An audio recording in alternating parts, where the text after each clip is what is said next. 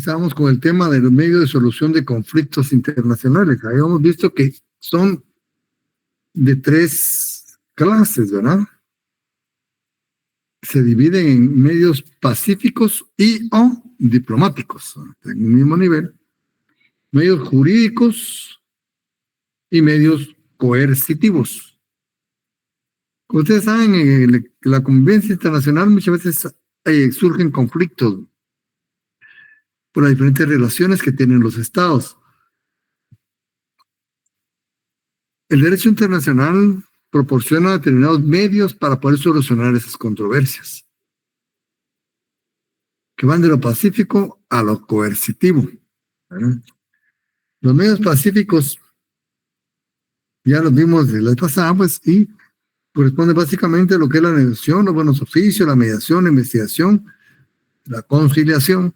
Estos, como ven, están contenidos tanto en la Carta de Naciones Unidas como en la Carta de la OEA, como vimos anteriormente, artículo 33 y artículo 25, respectivamente. Habíamos visto también la negociación, ¿verdad? Que es la que era idóneo que hubiera personas aptas, personas con mucha aptitud para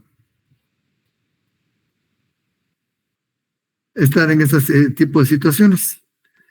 En la Carta de la OEA lo llama arreglo, negociación directa. Las Naciones Unidas únicamente negociación, pero son lo mismo, ¿verdad? Que las dos partes se sientan, ¿verdad? Frente a frente,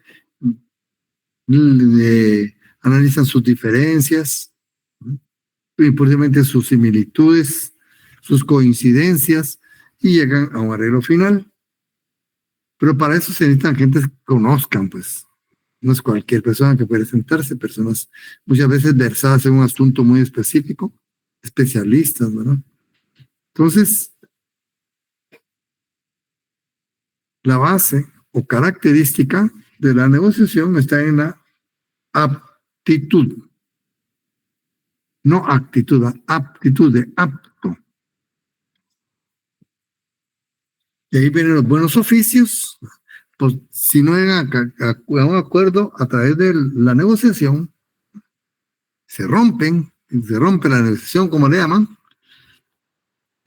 y aquí ya surge un tercer estado. ¿Para qué va a servir este tercer estado?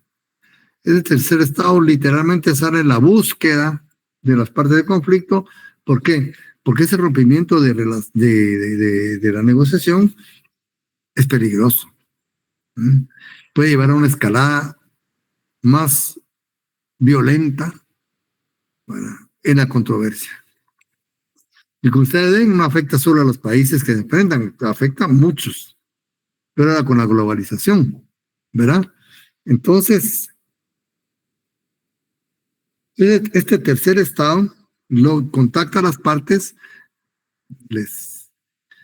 y trata de lograr sentarlos a la mesa, y es de sentarlos a la mesa, ¿verdad?, para que nuevamente entren a negociación.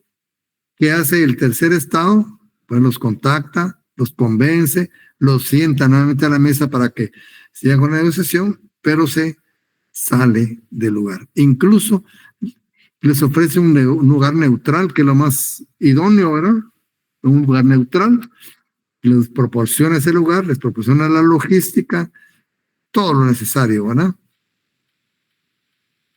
Pero al momento de sentarse las partes a la mesa, este tercer estado se sale y dice, bueno, muchas gracias por haber atendido mi solicitud, mi invitación.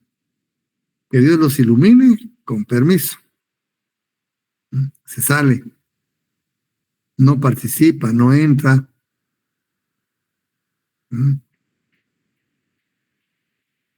De una forma discreta, ¿verdad? Estuvo ahí. Entonces, la base o característica de los buenos oficios, como ya hay un tercer estado, es la discreción. De una forma muy discreta actúan, ¿verdad? Pero existe también la mediación. En la mediación también participa un tercer estado, como habíamos dicho, ¿verdad? Pero este tercer estado, dada la confianza que le tienen en las partes, le permiten participar, estar presente en la mesa de negociaciones. Aparte de estar presente, también puede presentar fórmulas de solución del conflicto. Pueden solicitar eso también. Y participan activamente en la negociación, ¿verdad? Proponiendo, ¿verdad? Para que se resuelva. Pero ahí está presente, está con ellos, escucha, ¿verdad? Los detalles íntimos de su confrontación. ¿Y por qué? Porque le tienen confianza. Y esa es la mediación, estar ahí, participar, ¿verdad? Pero para ello necesitan confianza. Entonces, la mediación tiene como base o característica la confianza. Estamos también con la figura de la investigación. Bueno, aquí la cuestión es más complicada, ¿verdad?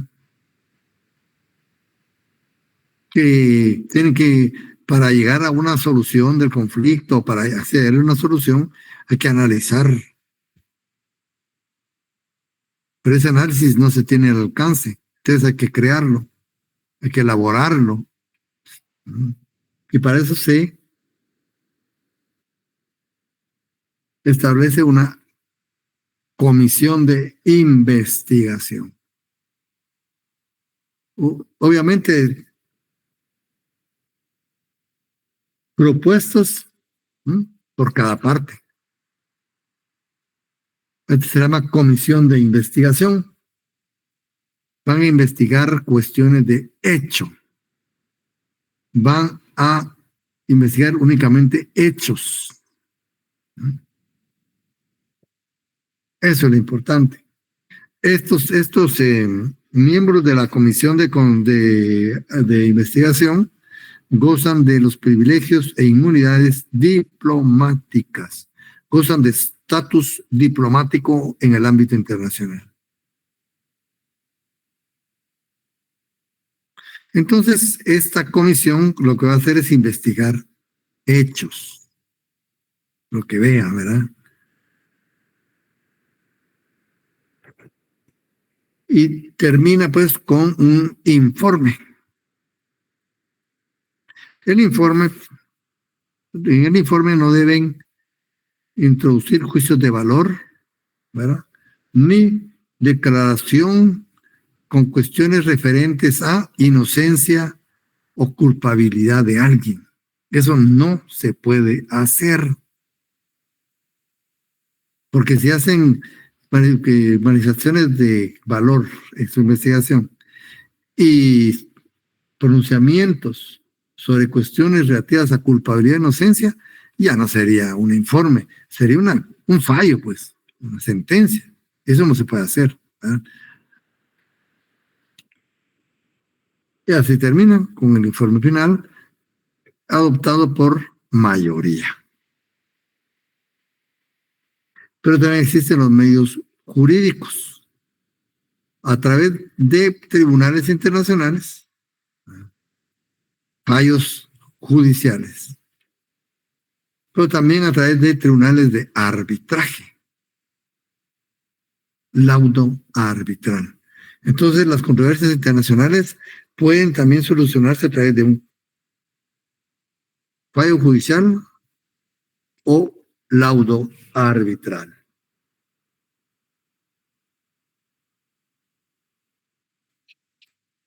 Básicamente,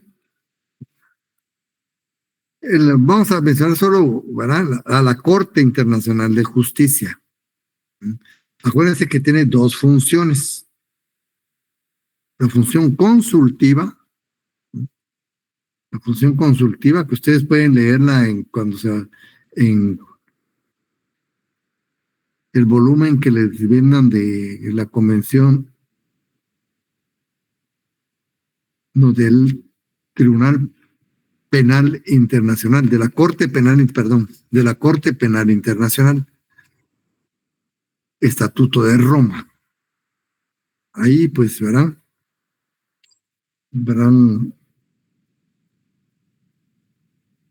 usted es un tribunal, ¿no?, que resuelve, pero también viene a colación con la Corte Internacional de Justicia, que tiene dos funciones, ¿verdad?, la de judicial y la consultiva. Y la Corte Penal Internacional también produce fallos internacionales, como es un tribunal internacional. Pero son un poco diferentes, vamos a ver en el otro curso. O sea, no todo internacional da fallos a nivel de derecho internacional público, ¿verdad? Porque la Corte Penal Internacional, genocidas, ¿verdad?, etcétera. Pero es un tribunal, pues, a carácter internacional. Y tenemos la Corte Internacional de Justicia con sus fallos judiciales, ¿no?, de todo aquello que le sometan las partes, ¿no? Y aquí pues tiene su integración, está el estatuto, etcétera. Sus funciones van a la consultiva y la judicial, y ahí venía a colación lo que es el estatuto de Roma y la Corte Penal Internacional. ¿A qué viene? Que en ese volumen que venden viene una opinión consultiva dirigida por el presidente de la República de ese entonces, ¿verdad?, a la Corte Constitucional, para que ustedes vean cómo se hace una opinión consultiva. Que asimismo, ¿verdad?, usted puede, le hacen a la Corte Penal Internacional. Que la Corte Constitucional también tiene función consultiva. Pero ustedes es muy complicado. Es muy complicado. Tan es así que a la Corte Penal Internacional únicamente dos órganos pueden dirigirse directamente a ella: el Consejo de Seguridad y la Asamblea General. De ahí todos los demás órganos necesitan la autorización de esos órganos para que puedan consultar a la Corte. Entonces ustedes van a ver una opinión consultiva ahí, ¿verdad?, en el Estatuto de Roma, pero tenemos el Tribunal Penal Internacional, ¿no?, y otros tribunales. Son bastantes tribunales los que hay. Y también pues se llega como medio solución de conflicto jurídico al arbitraje. El arbitraje internacional tiene una característica. Oye, todo el arbitraje, ustedes ya estudiaron el arbitraje, ¿verdad?, que es voluntario a su sometimiento. Es decir, no se puede obligar a ningún país, a ningún estado que se someta a una cláusula arbitral o a una solución arbitral, que son dos cosas diferentes, ¿verdad? Una solución arbitral, ¿verdad?, de un compromiso arbitral. Eso es voluntario. Una vez aceptada la cláusula arbitral, ya se convierte forzoso pues su sometimiento a él, para su conocimiento. También su procedimiento, ese es forzoso para las partes, y su laudo.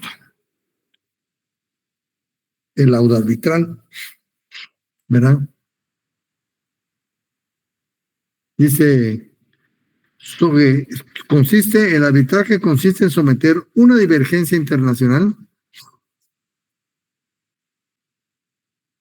mediante acuerdo formal, eso es lo importante, mediante acuerdo formal y previo entre las partes, comprometiéndose a respetar el resultado, o sea, el fallo, o sea, el laudo, en ese sentido, laudo arbitral internacional, ¿verdad?, a la decisión de un tercero, que es el tribunal arbitral.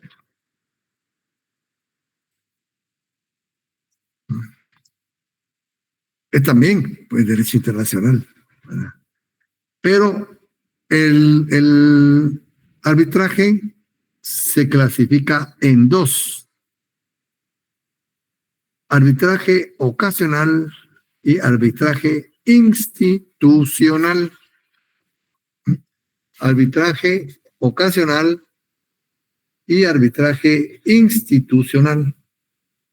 Obviamente son diferentes, ¿verdad?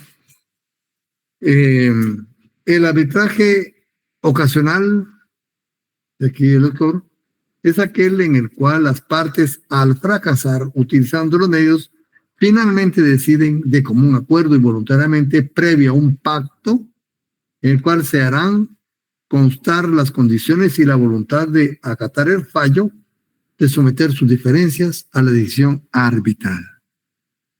Es decir, en el arbitraje ocasional, primero está el conflicto y después el compromiso. ¿Se dan cuenta? Por ejemplo, el caso de Belice, Guatemala. ¿Cuántos llevamos como siglos? O determinados términos, más de un siglo tratando de resolver ese problema. Y estalló. Y se involucraron. Pero al transcurrir el tiempo con el programa a cuestas, ¿verdad? Los dos estados, en un momento determinado, habían propuesto decidir su controversia a una decisión arbitral.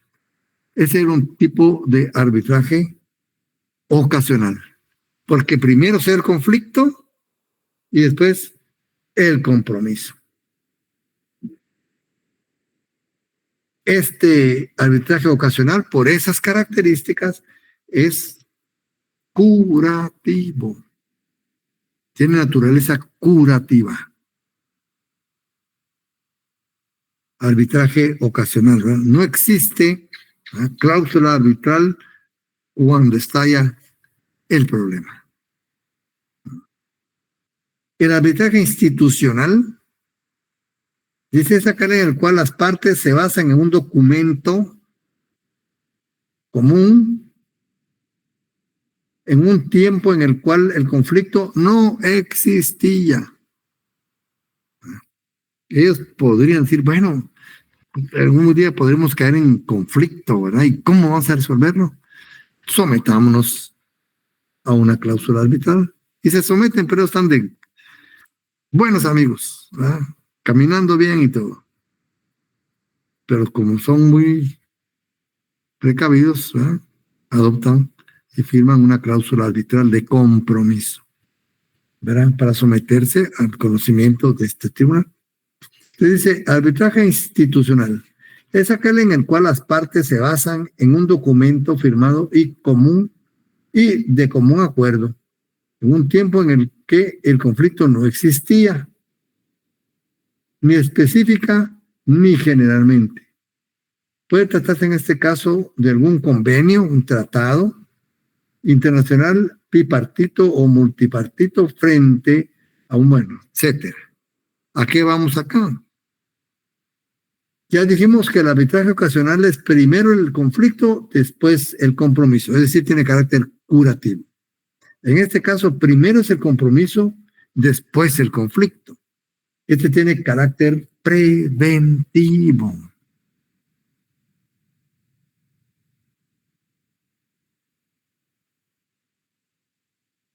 Entonces, pues hay esas dos clases de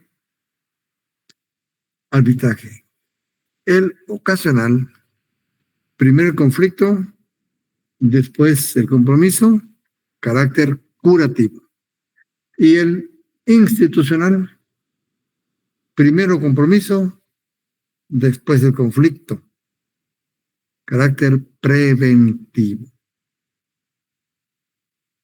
El institucional. ¿Ven que son diferentes? Pero también aparte de los medios pacíficos, aparte de los medios, ¿verdad?, pacíficos diplomáticos, aparte de los medios judiciales en que se puede resolver, o jurisdiccionales, medios jurisdiccionales en que se puede resolver, existen los medios coercitivos.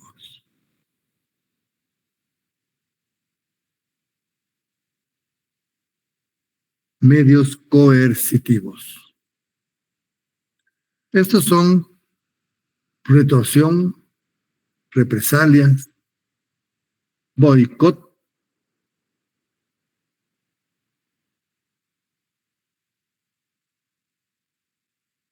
cuarentena, bloqueo, ruptura de relaciones diplomáticas, embargo, ultimátum, acción de Naciones Unidas, como ven, son bastantes. Pero ya hay cuestiones ya tensas, ¿verdad? No es como aquellos medios pacíficos, aquí hay cierta acción, ¿verdad? Entonces tenemos lo que es la retorsión, es lo que llaman la ley del talión, ¿verdad? Ojo por ojo, diente por diente. Y dice, se da cuando un Estado aplica a otro la misma medida restrictiva o prohibitiva que éste aplicó a aquel. Sucede mucho en el campo de los impuestos, libre comercio. ¿Mm? Las represalias. Se da cuando un Estado aplica medidas en perjuicio de otro Estado. Este segundo Estado adopta medidas de coerción que sean de naturaleza que hagan rectificar al primero su conducta. Esta medida sobre atender a ciertas reglas debe ser de naturaleza a afectar al Estado como tal y no contra los individuos. Pero aquí, de acuerdo ustedes que toda medida contra el Estado afecta a los individuos, obviamente, ¿verdad? Aunque esa no es la intención. Debe ser proporcionada, ¿verdad? Debe ser proporcionada, no puede ser desproporcionada, ¿verdad? Al daño presuntamente causado. Tiene que haber un balance, ¿verdad? Debe ser oportuna, no extemporánea, porque si se espera mucho tiempo podrá concluirse a una aceptación tácita de la situación. No, pues lo aceptó, ¿verdad? El boicot, esto significa interrupción.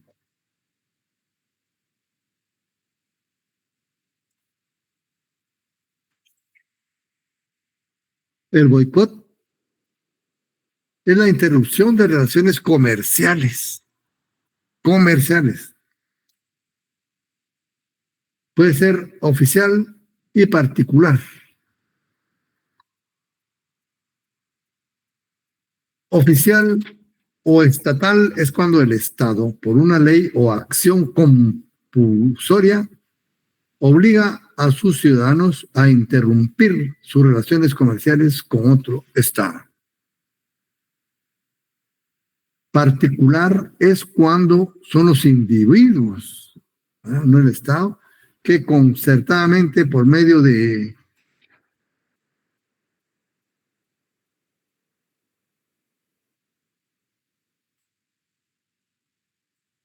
actos propios de la presión pública, con propaganda, bueno, o sea, se interrumpen, ¿verdad?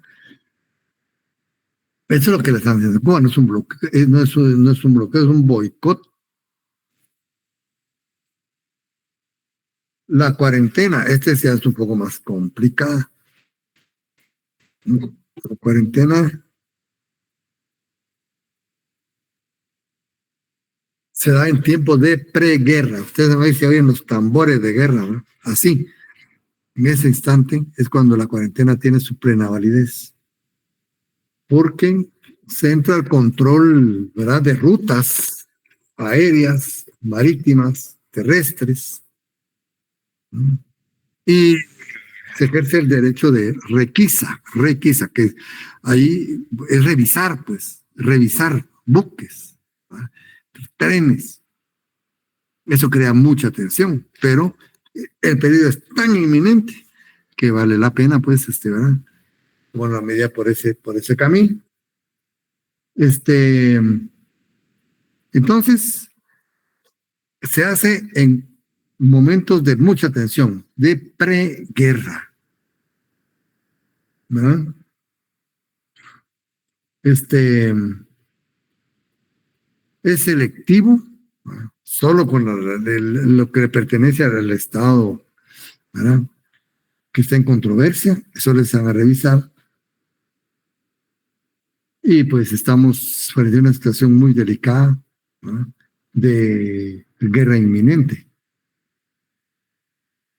Guerra inminente. Entonces ahí es donde se puede dar el problema, la cuarentena, ¿verdad? En este caso, el grupo de estados que toma la medida de reservar el derecho de requisa o inspección, el cual se debe ser utilizado con extrema prudencia para lograr la situación. O sea, no pueden entrar con violencia y darle vuelta a todos, tienen que ser mesurados y bien hecho, ¿verdad?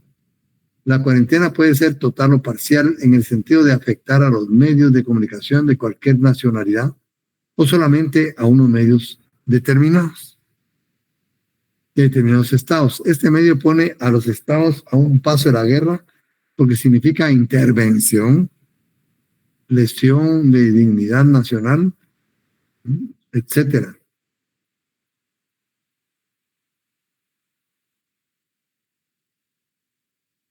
Bien, entonces continúa lo que es el bloqueo.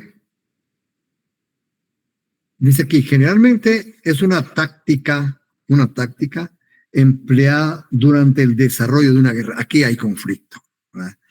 Ya los tambores de guerra, la situación de preguerra que existía en la cuarentena, ya no está. Ahora ya hay un conflicto, ¿verdad? Consiste en no permitir el paso de buques, naves aéreas, medios terrestres, comunicaciones de cualquier clase de y hacia determinado territorio. Ustedes ven, en la cuarentena se requisaba. Aquí no se deja pasar, es diferente. ¿Verdad? Y hay guerra, ¿ya?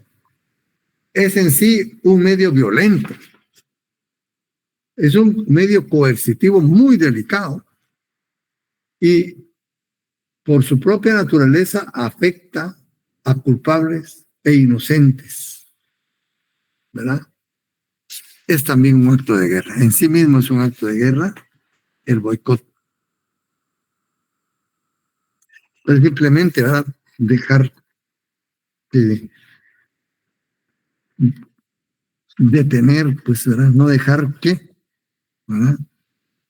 Circulen medios de transporte, ¿verdad? Pero esto provoca situaciones muy tensas.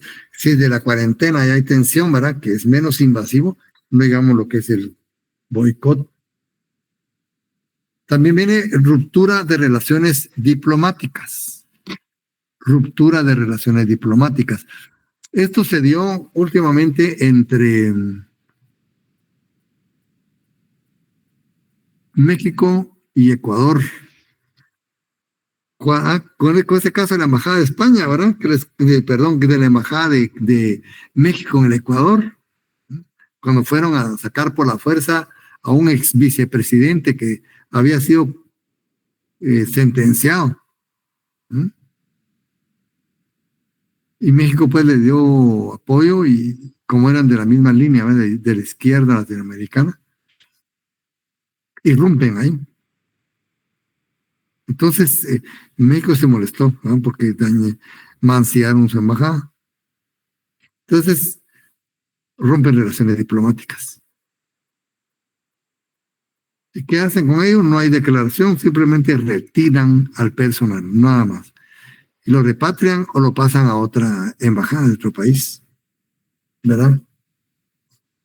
Esto pues se ha dado muchas veces. También el caso Cuba-México, miren, México estaba metido en problemas, ¿verdad? Cuba-México, el caso cuando contra el presidente Fidel Castro lo sacaron de una conferencia internacional porque iba el presidente Bush y dijo que no quería compartir, ¿verdad? Con Castro. Y viene el gobierno de México, efectivamente saca a Fidel Castro. Hay un error diplomático tremendo, ¿verdad? Entonces Cuba, como se vio mancillada, retiró su personal diplomático ¿no? El personal diplomático acreditado en México. Y México, a su vez, re, retira su personal diplomático en La Habana, Cuba, sin decir nada. Ahí simplemente se mueven ¿verdad? El personal diplomático y nada más.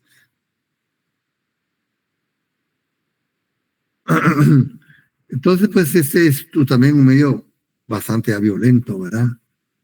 El embargo es el secuestro de bienes de un Estado por otro Estado. Eso es usted, el embargo, sí lo conocen ustedes, ¿verdad? En un momento determinado, pues, de tensión internacional, hay los Estados para ir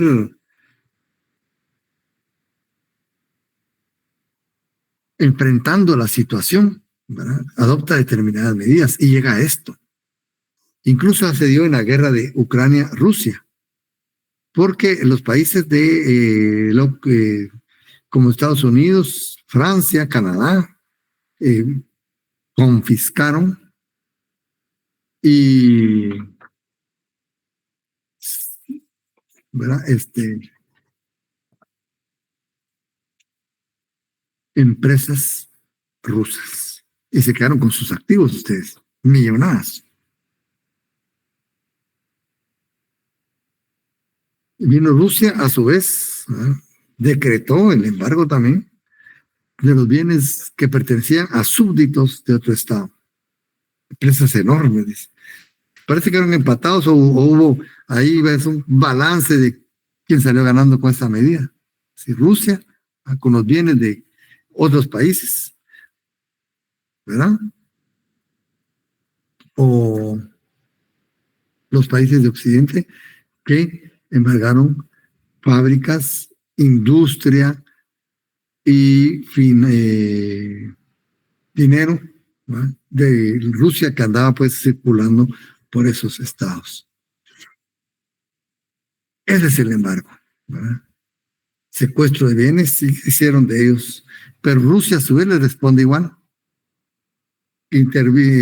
Pasó a nombre de Rusia toda la industria y comercio que había de Europa.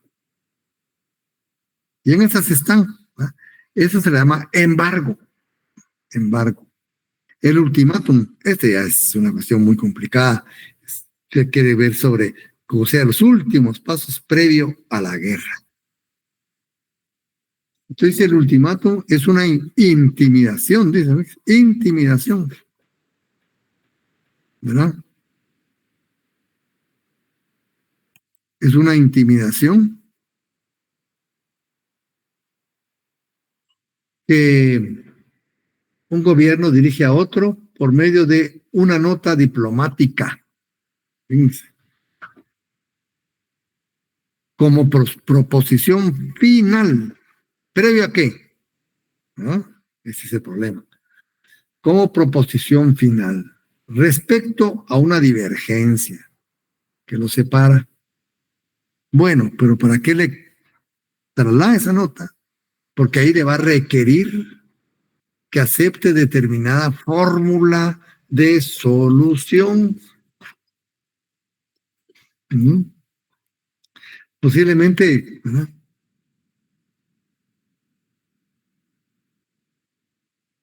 Determinada fórmula de solución, señalándole un plazo. Puede ser 24 horas, puede ser 48 horas, pueden ser 2 días. ¿No? Claro que en un tiempo, no, un tiempo prudente, ¿verdad? Para que se comporte conforme. ¿Verdad? ¿Por qué? Porque la no aceptación de ello implica la opción de medidas más graves. Bueno, o acepta eso, ¿no? O, ¿verdad?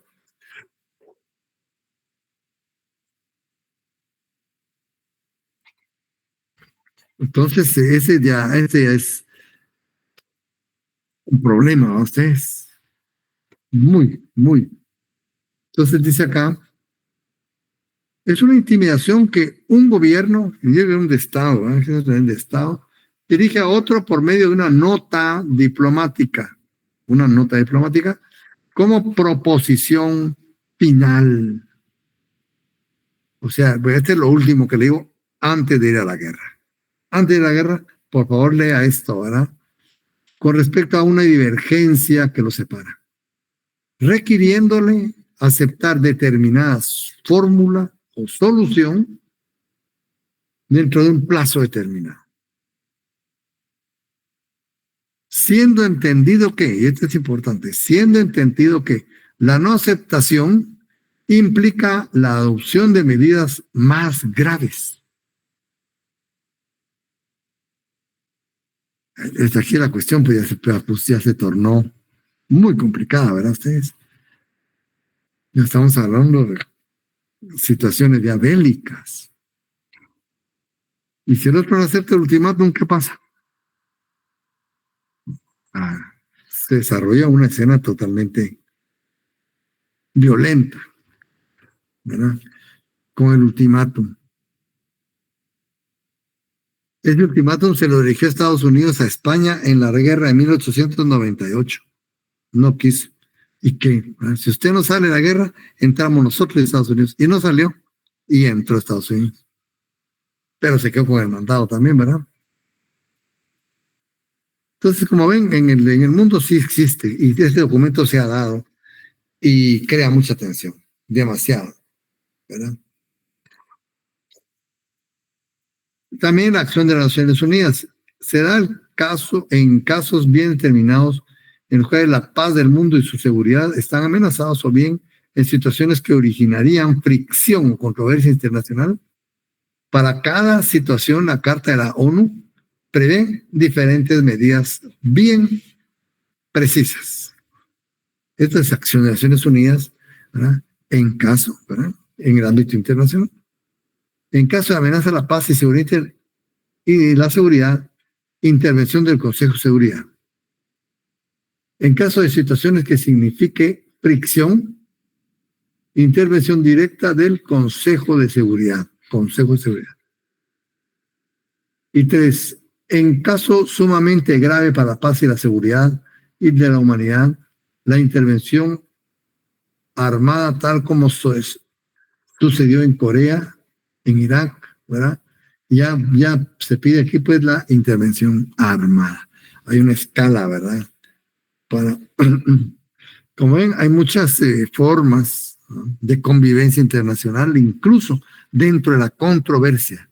Hay normatividad que minimiza una confrontación, minimiza también el sufrimiento, tiempo, dinero, ¿verdad? Pero que existen pues todas estas situaciones que si no se dan a cabo hay consecuencias, como le digo, económicas, políticas, territoriales, de toda índole. También tenemos otra figura que se llama el asilo. El asilo.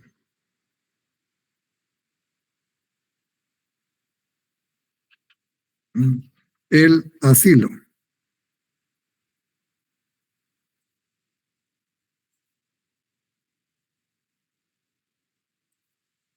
Aquí vamos a ver qué nos dice la Real Academia sobre el asilo.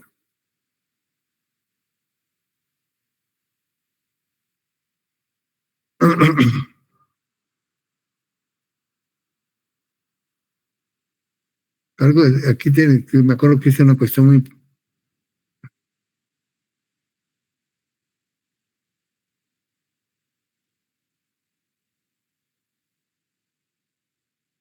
Asilo. Dice, lugar privilegiado de refugio para los perseguidos. Eso dice la Real Academia. Lugar privilegiado de refugio para los perseguidos. Básicamente, ese es el asilo, ¿verdad? Ese es el asilo, básicamente. Entonces, con esta definición ustedes ya tienen una idea, ¿no?, de qué es, pero también nuestra Constitución dice algo sobre el asilo. Incluso dice derecho de asilo. Guatemala reconoce el derecho de asilo y lo otorga de acuerdo con las prácticas internacionales. Este asilo tiene a la par, muy a la par, otra figura que es la extradición. Una persona no aceptada en asilo puede ser objeto de extradición, dependiendo del contexto, ¿verdad? La extradición se rige por lo dispuesto en tratados internacionales. Casi lo mismo, ¿verdad? Bien, entonces vemos pues que el asilo sí lo contempla nuestra Constitución política en el artículo 27, ¿no? Entonces vemos que son como de que uno busca lugares privilegiados, ¿verdad? En los que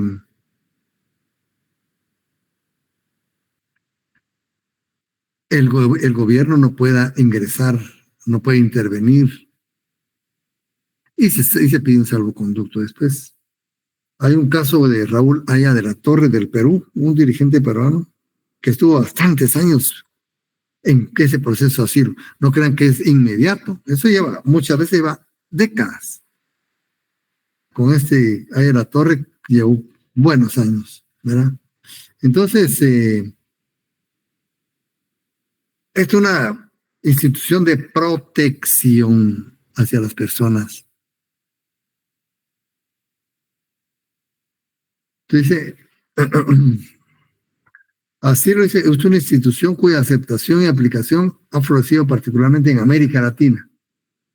Dice que aquí es donde más, ¿verdad? Es una figura muy, muy americana, ¿verdad? De América Latina. Y ahí van a ver.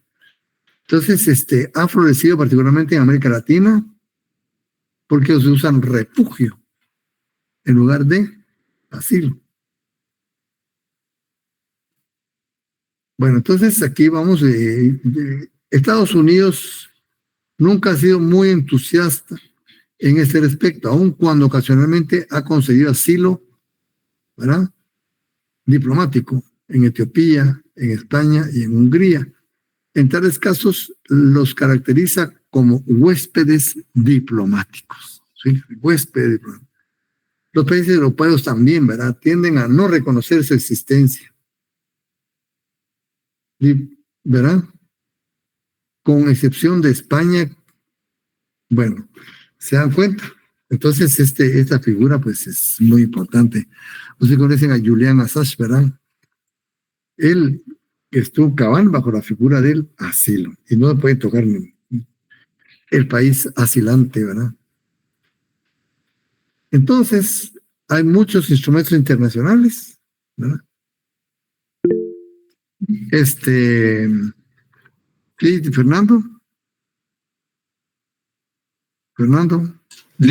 Sí, pero ese periodista como que lo sacaron a la fuerza en la embajada de Ecuador. Sí. En la ventana lo sacaron. Y ahí se dan cuestiones, pero el problema es que ya el gobierno de Ecuador había cambiado como ideología política, ¿me entiende? Ah, bueno, pero sí se violaron los derechos. Sí, violaron. Pero ahí sabían ellos que el Estado no iba a pronunciarse porque no promulgaba de la ideología del gobierno anterior, ¿verdad? El otro era muy radical y le dio el asilo, pero otro que era como que dice, los contrarios. Y no, yo hasta la fecha no vi que se hayan pronunciado, permitieron eso. Gracias, Lick. Bueno, también les recuerdo, jóvenes, que el martes 13 hago el examen extemporáneo.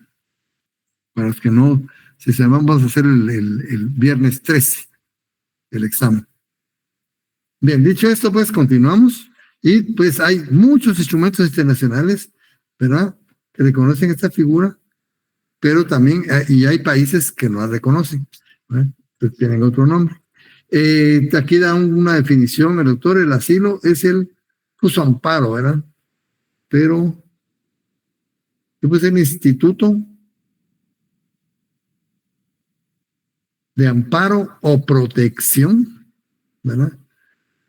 Y que se busca en un estado diferente a aquel en el cual una persona es perseguida políticamente, molestada o amenazada en su integridad física o en la integridad física de los allegados o en sus bienes. El asilo equivale a protección. Eso es básicamente una protección otorgada en un lugar que goza de inmunidad. de extraterritorialidad, ¿verdad? Como ven, no es en cualquier lugar. Por eso es que han tomado hoy por hoy a las embajadas. Porque las embajadas, ¿verdad?, gozan de inmunidad. Y se consideran territorios del Estado que representan. Por eso es que han tomado las embajadas como para punto de asilo. ¿Qué condiciones? Debe tratarse de un caso de urgencia. El solicitante debe ser perseguido por delitos políticos, no comunes, políticos, o delitos conexos con estos delitos políticos. El solicitante, al momento de solicitar asilo, no debe encontrarse inculpado o procesado formalmente ante tribunales ordinarios. Tampoco puede estar oyendo la aplicación de la justicia. El solicitante al momento de solicitar asilo no debe haber sido condenado, ¿sí? Y ahí dicen por tipo de delitos, ¿verdad? Y el solicitante debe ser, no debe ser desertor de las Fuerzas Armadas. Ellos no los pueden. Un soldado desertor no puede, no tiene derecho a asilo político. Pero el asilo tiene su clasificación. Se clasifica en asilo territorial y asilo diplomático. El asilo territorial es el que se da cuando usted se va a otro país. Y ahí en ese país uno pide la protección, ¿verdad? Entonces, podemos decirlo como que es un asilo en territorio extranjero. El asilo territorial se produce cuando las personas logran emigrar a territorio extranjero, ¿no?, y una vez en dicho territorio o al momento de ingresar a él solicitan asilo. Eso lo hicieron mucho con la disidencia castrista, ¿verdad? Cuando se fueron de Cuba y agarraron otros países, ¿verdad? Ya en el país, ¿verdad?, pedían asilo. Y muchas delegaciones, ¿se acuerdan ustedes? No sé si vieron ustedes que son mucho más jóvenes que yo, ¿no? Las delegaciones, más que todo de Cuba, ¿no?, las delegaciones deportivas que eran muy grandes. Habían unos 2, 3 que desertaban del olimpismo, ¿eh?, en las Olimpiadas, y se refugiaban en ese estado. Decir, mire, no me regreso, por favor, ¿verdad?, y pidió asilo para que no vengan. Y se les otorgó. Muchos grandes atletas que quedaron fuera de Cuba, ¿verdad?, brillaron como grandes atletas. Entonces, ¿pero qué es lo importante aquí? Que el asilo se pide en territorio extranjero, en otro país. Cuando usted logra estar en otro país, entonces se pide el asilo. ¿Por qué? Porque entra en un estatus diplomático. Si no tienes estatus, lo expulsan y le pueden regresar a su país. A eso sirve el asilo territorial. Entonces, se da en otro país. ¿Qué derechos tiene el país asilante? Pero en primer lugar, calificar a la persona. ¿A qué persona es? Si es un ladronazo, se puede. Entonces, ese es un derecho del Estado asilante. Calificar a la persona. Calificar el delito. ¿Por qué tiene que calificar el delito? Porque dependiendo de su clasificación puede caer dentro de un delito político o un delito común. Y si es delito común, lo regresa. O no, como mínimo no le otorga el asilo. Y someter el asilo al asilado a una disciplina especial. Bueno, va a ser asilo, pero usted va a estar acá, ¿verdad?, y va a tener pues X razón para saber quién es. ¿Por qué? Como digo, cuando era pequeño, ¿no?, y estaba en confrontación la Unión Soviética con los Estados Unidos, ¿qué hacían?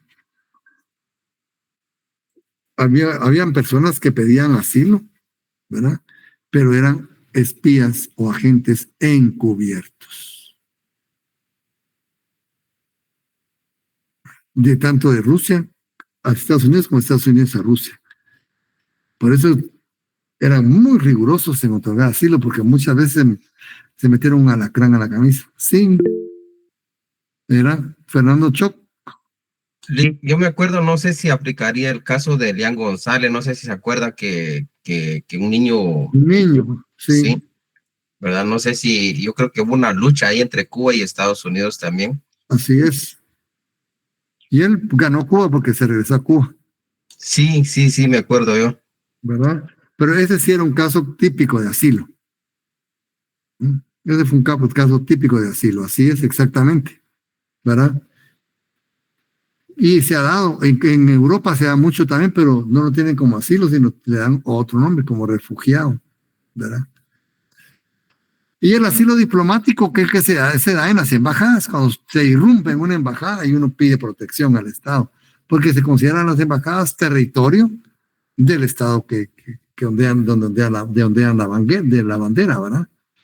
Entonces, ese es otro tipo de asilo. Pero aquí surgen otros problemas. Por ejemplo, bueno, aquí dice eh, derecho del Estado asilante, ¿verdad? Calificar el delito, también, ¿verdad? Negar el asilo, pueden negarlo. Calificar si se trata de caso de urgencia. Exigir salvoconducto. ¿Sabe por qué? Porque usted está en una embajada, de todas las tierras que lo rodea es del Estado que usted quiere huir. ¿Cómo sale para el aeropuerto? Entonces, para eso tiene que tramitar un salvoconducto y esto es lo que dura años, ¿verdad? Tiene mucho ingrediente político. Pero es con el salvoconducto, pues ya puede, ¿verdad? Salir a la calle para directamente al aeropuerto. Transportar y radicar al asilado en su propio territorio o en otro estado, exigir garantías, bueno, etcétera. Pero también tiene obligaciones. Yo creo que tramitar el salvoconducto es una obligación, no es un derecho. Pero aquí lo puse el doctor, ¿va? Asegurar la salida del asilado tan pronto como sea posible. Una tenga el salvoconducto se va, ¿no? No retenerlo. Trasladar al asilado fuera del país, no desembarcar al asilado dentro del estado territorial ni lugar próximo a él, ¿no? No devolver al asilado a su país de origen. Es lo mínimo que puede hacer porque anda bien. Entonces, tanto, ¿verdad? El país asilante como el país, ¿verdad?, del cual es nacional el asilado adquieren derechos y obligaciones. Entonces, en cuanto a los refugiados, pues también, ¿verdad? El problema de los refugiados no es un problema nuevo ni reciente, data de siglos. Sin embargo, es hasta principios de ese siglo, como el siglo pasado, ¿verdad?, que la comunidad internacional se preocupa del mismo. El problema incide fundamentalmente en los derechos humanos y está generando el derecho internacional de los refugiados, una rama del derecho aparte. La Organización de Naciones Unidas, bueno, entonces sigue, los refugiados encuadraba perfectamente entre los objetivos de la organización y que su intervención estaba acorde con el contenido de la carta, que la comunidad universal debía asumir la responsabilidad colectiva de las personas que huyesen de persecuciones por cualquier razón, de su propio país, obviamente, ¿verdad? Persecuciones de su propio país por cualquier razón. Entonces,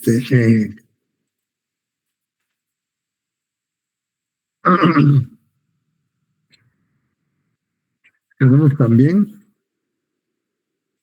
el refugiado es la razón del ser del ACNUR. Van ustedes a oír hablar del ACNUR, ¿verdad? Y se considera como tal a cualquier persona que debido a fundados temores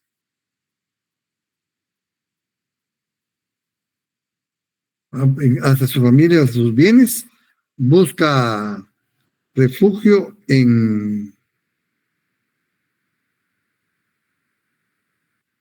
¿verdad? Busca refugio en otro país.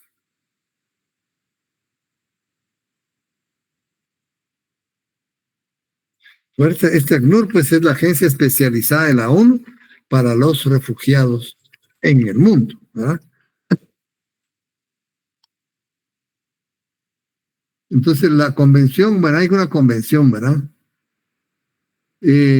Además de indicarnos a quién debe y puede considerarse un refugiado, también nos indica cuándo una persona deja de ser refugiado y cuándo una persona no puede ser considerada ni calificada como refugiado. Lo anterior lo determina la Convención de las cláusulas llamadas de inclusión, deseación y de exclusión. Bueno, y aquí habla pues de todo este tipo de cláusulas, ¿verdad? Entonces, como vamos a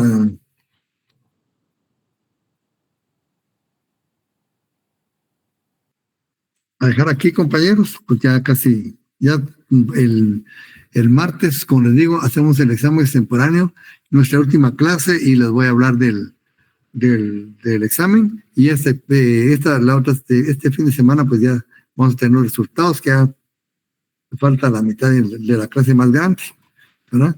Y los publico inmediatamente lo termine. Así que les agradezco el favor de su atención, compañeros, y pasen un feliz fin de semana. Gracias, licenciado. Gracias,